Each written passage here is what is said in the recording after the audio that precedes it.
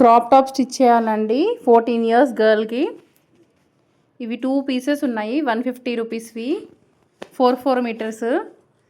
తనకి 8 ఫోల్డింగ్స్లో వేసాను. 8 ఫోల్డింగ్స్. తన నడుము లూజ్ వచ్చేసి 30 ఇంచెస్ డివైడెడ్ బై 4. 8 ఫోల్డింగ్స్తో డివైడ్ చేసుకోవాలి. అంతా సర్క్యులర్ మోడల్లో మార్క్ చేసుకోవాలి. నేను తనకి గాగ్రా కుడుతున్నాను కాబట్టి లెంత్ 40 ఇంచెస్ ఉంటే ఇది 38 తీసుకుంటున్నాను. పైన 2 ఇంచెస్ బెల్ట్ వస్తుంది కాబట్టి.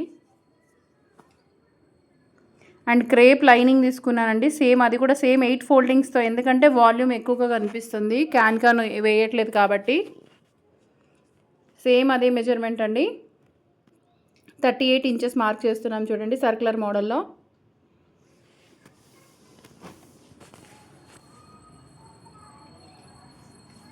నడుము అండ్ కింద కోన్ షేప్లో కటింగ్ చేసేసుకోవాలి. ఇప్పుడు పైన బ్లౌజ్ అండి, బోట్ నెక్ పెట్టమన్నారు. డివైడెడ్ బై 4, 30 హైట్ 14 ఉంటే 15 పెట్టాను. షోల్డర్ 7 తీసుకోవాలి. ఆపోజిట్ డైరెక్షన్ నుంచి 2.5 తీసుకోవాలి. ఆర్మ్ డౌన్ కూడా 7 తీసుకోవాలి. అక్కడ నడుము లూజ్ కంటే 1 ఇంచ్ ఎక్స్ట్రా చెస్ట్ దగ్గర తీసుకొని జస్ట్ ఖర్చులకు డ్రా చేస్తున్నాను. నెక్ డీప్ కూడా ఇప్పుడే తీసేసుకుంటున్నానండి, ఎందుకంటే మన వాళ్ళు లేస్ ఏమన్నారు, సో మనం రిటర్న్ చేసి స్టిచ్ చేసి లేస్ వేస్తే సరిపోతుంది.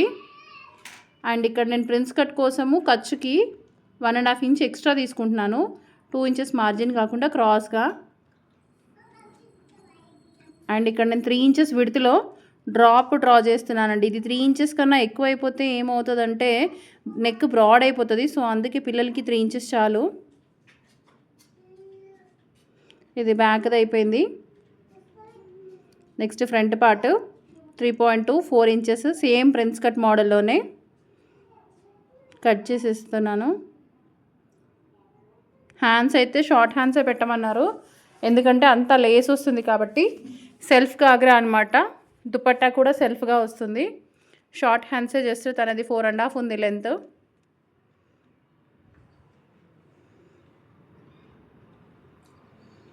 ఇప్పుడు వాల్యూమ్ కోసము నేను సాటిన్ యూజ్ చేయట్లేదండి, ఇక్కడ జస్ట్ క్రేపే యూజ్ చేస్తున్నాను. మనకి ఆ క్రాస్ కటింగ్లో మిగిలిన పీస్ నేను అడ్జస్ట్ చేస్తున్నాను.